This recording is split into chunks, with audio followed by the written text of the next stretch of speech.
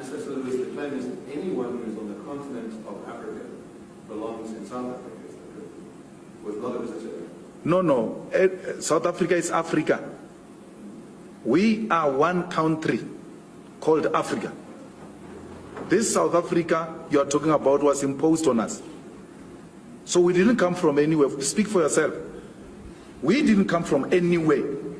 There's no African who came from anywhere. We came from here. I mean, my Lord, I cannot come from the second bedroom in this house, and then I find you in another bedroom in the same house, and then you say I came from somewhere. In the same house. I didn't come from somewhere. I was sleeping on the other side. We're here. So, we are not visitors. We didn't come from anywhere. This is our continent. So in other words, someone who was born in Egypt, Nigeria, Malawi, Botswana, Zimbabwe, none of those people are visitors for South Africa. They belong here. It's their home. Where Nigerians, Ghanaians, Mozambicans, Zimbabweans, when they are here, they are at home. They should not even for a second doubt themselves. This is our home. Your party has recently engaged in a campaign where you've gone to restaurants and you're asking to produce lists of who works with them and to say you have a certain number of people who are not South Africans and a certain number of people who are South Africans, and we want you to change those numbers. Now, how do you reconcile what you just told us, which is that all people who are born in Africa are part of one house, but you want to say these people are different and they should be fired from the restaurants they work in, they should be replaced with real South Africans? How do you reconcile? We've never said fired. So when you are in a court before my Lord, don't misrepresent facts. Nowhere have we ever said fire anyone. So we shouldn't lie. Please. My Lord, before we go to the continent, here in South Africa, if you get a job or a tender to go and do a road in Soweto, you are required to hire 30% or so of locals of Soweto. Yet you are a South African of Soweto. You are required to subcontract a certain percentage of people from Soweto. So because the locals at that space should not feel excluded, they should embrace the project, they should feel they must welcome the project and they must protect it as their own.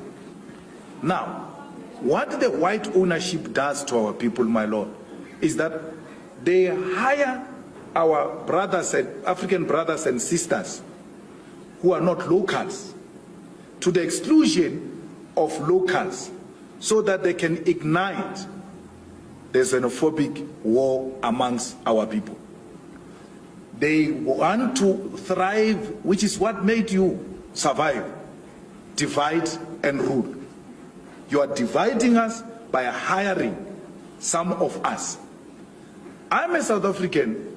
If I were to go and open a restaurant in KwaZulu-Natal and I come with everybody from Limpopo, the people of KwaZulu-Natal, one, they will not feel like this restaurant belongs to them. They will not feel a need to defend it because I just impose people from the other side to them. They need to be involved for them to know that this belongs to them. But it doesn't make the Limpopo people less South African or less home because I said you must be mixed with the people from KZN since our project is in KZN. It doesn't make it lesser home because I said so.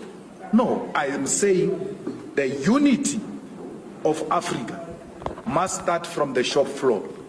Zimbabwean, Mozambican, Nigerian, South Africans, come, let's work together on the same floor. Mozambican, Zimbabwean, let's go to school together. Let's grow up together and know each other so that by the time we defeat these colonial borders, we already have embraced each other and we don't start from scratch. So that's what we're doing. It's in line with what we're saying. We're saying Africa is one and let one Africa be seen at Cream Restaurant.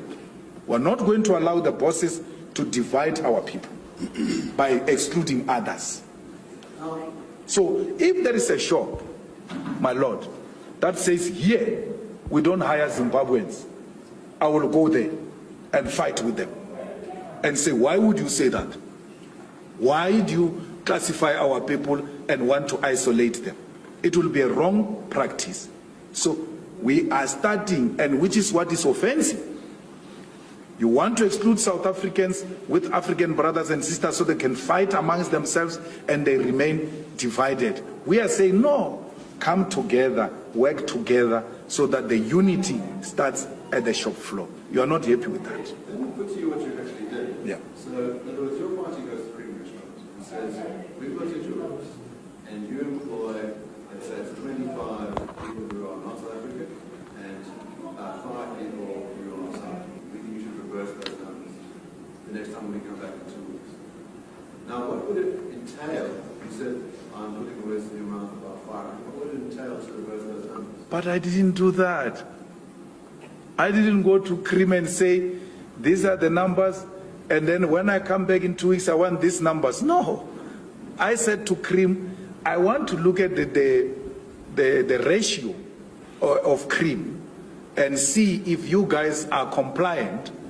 And you know, my Lord, in all the restaurants I went, I found them compliant. I found both outside brothers and sisters from other countries and South Africans together on the shop floor. I never said that. You see, you rely on non-existing sources, because I can ask my Lord here that you lead the evidence of me saying that. Read something, because you utter such words to mislead the public. But I know for a fact, my Lord, he can't produce anything to back up what he's saying. And he deliberately says it so that it can spread wrongly in society. Now that seems to be embracing free markets. No. You can't say that is embracing free markets. Under a communist or a socialist state, there's still an opportunity to develop the productive forces. You have a responsibility to grow your economy.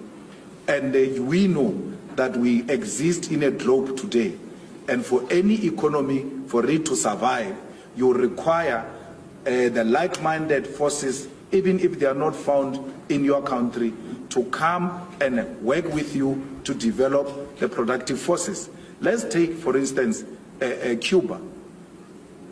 What makes Cuba a free market state if it takes a decision to trade with a communist China? How is that free market?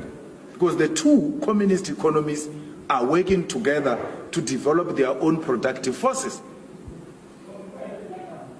So let's try and clarify what your idea is. When you say you want to live in the environment, if communist countries trade with each other, in other words, the state owns the resources, the one country, the state owns the resources, the other, yes, they should be free to trade between each other. They will work together to make sure that they grow the economy of their own countries.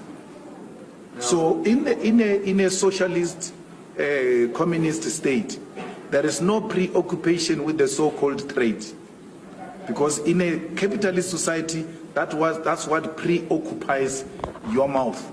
You're obsessed with trade, you're obsessed with profit. So in this context, we are obsessed with development of productive forces for the benefit of all. So trade encourages individualism, where individuals will have to thrive even above the state they belong to. We don't subscribe to that. We subscribe for the common good for all.